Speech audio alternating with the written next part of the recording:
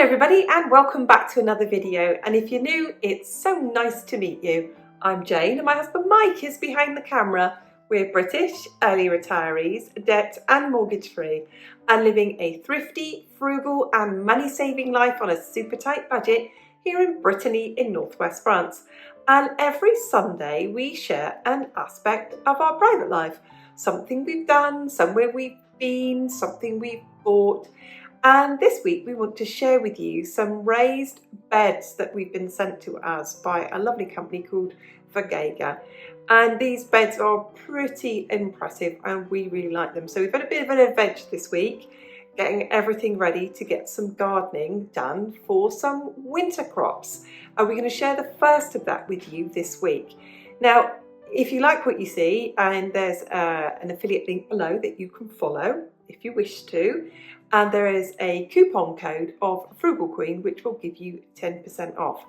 And I can vouch for the really, really good quality of these raised beds. So let's see what we got up to this week at the adventure of the raised beds and preparation for winter crops.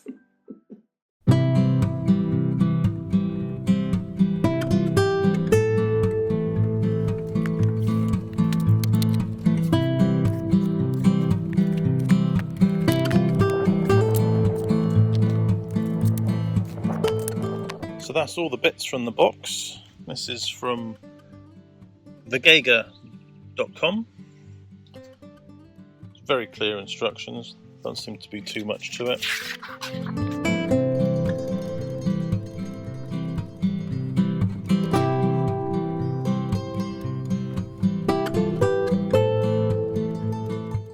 Solid metal construction to raise the beds, much easier to get at than planting on the ground. Step-by-step instructions, all in English, which is nice. Doesn't look too badly translated as it can be sometimes. It looks quite clear. Tells me we've got 6 steps, then it'll be done. There's all the bits. Got 4 panels. There's a 6 1, 2, 3, 4, 5, 6 of them, I think. 4 curvy bits, some trim for the top edge, and a bag of bolts. And so there we go. I don't need many tools. I've got a spanner, a screwdriver, and a Stanley knife. And so there we go.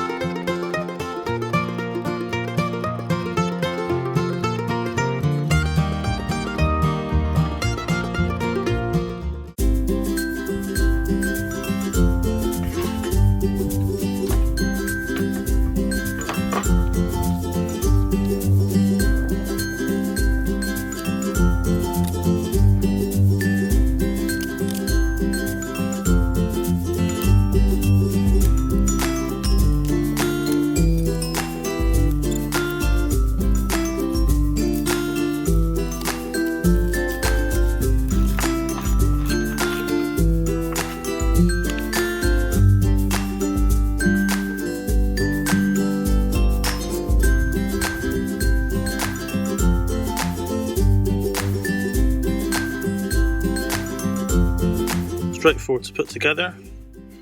Just needed a screwdriver and a spanner that they provided. All looking good.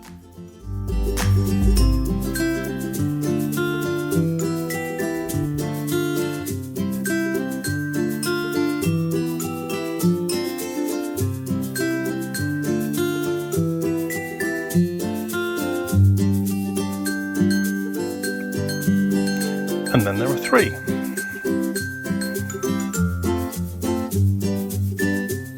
put the little one down.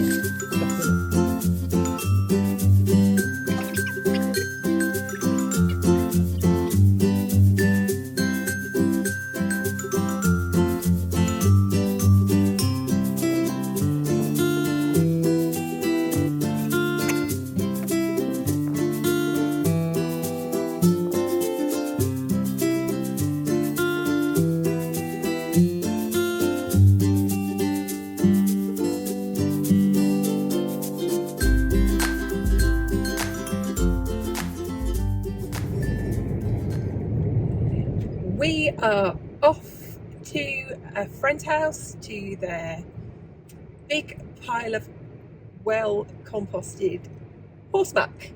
We're going to go get as many bags of it as we can today.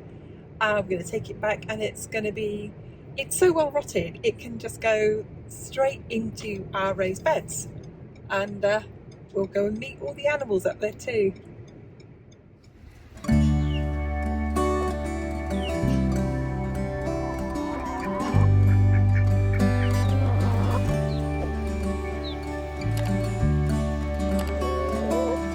Hello, my lovelies. Is that little one making that noise?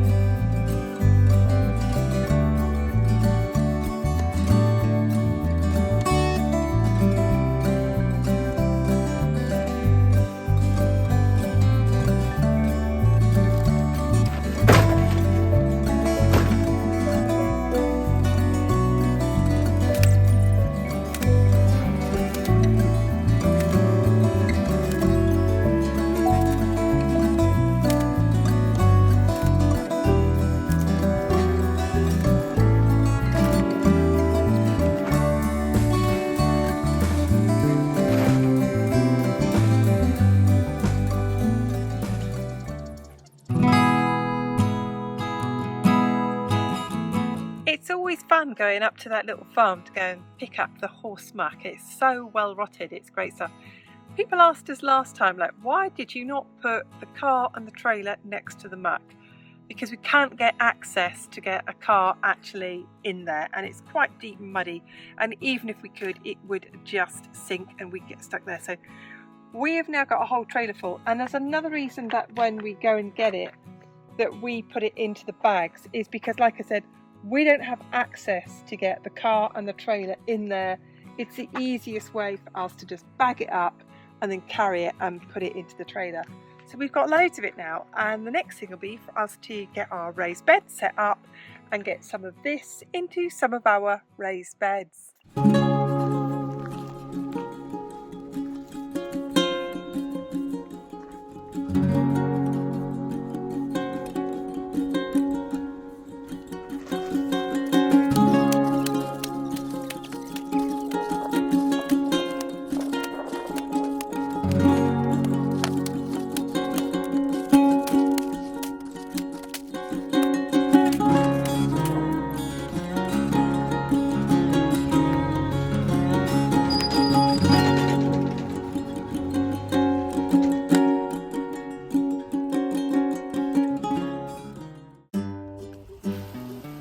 In the bottom of this, I've put some really thick cardboard, and it's really good to water it down. It gives it a really good base.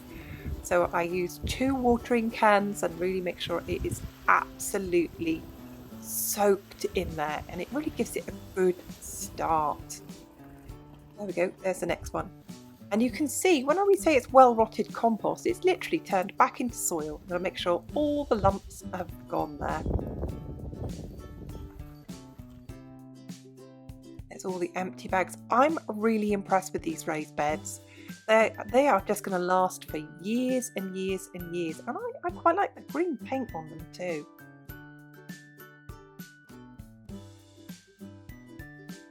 Let's get some vegetables into this raised bed, shall we?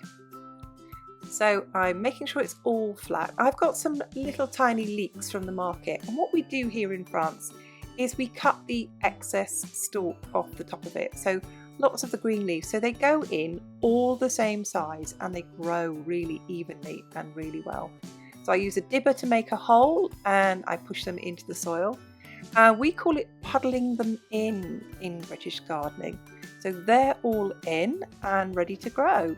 I've got about 50 altogether, which is really good, and it's a winter crop and they stay in the ground until we want them, and they're frost hardy, and we eat a lot of leeks. I'm very impressed with this little raised bed, and we've had a good year with the garden so far, and this is a well worthy addition to it.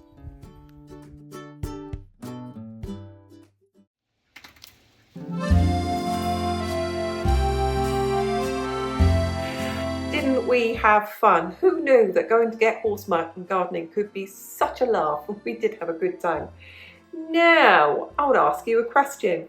If you live geographically in Europe, I'm thinking like north of the Loire, south of Sweden, so you're in, I don't know, you're in this part of France, Belgium, going across that sort of part of Europe there. What do you plant for the winter? So we've put in leeks. What else have we got? So we've got kale in there for the winter as well. But what do you grow over the winter? Because we don't get a lot of snow. You know, we're not like northern Europe. You know, we're not like the sort of places like Sweden and beyond where they're thick with snow all winter. We don't really get that kind of weather here, and we grow throughout the winter. I would be interested to know, what do you grow in your garden in the winter months? Thank you everyone for watching.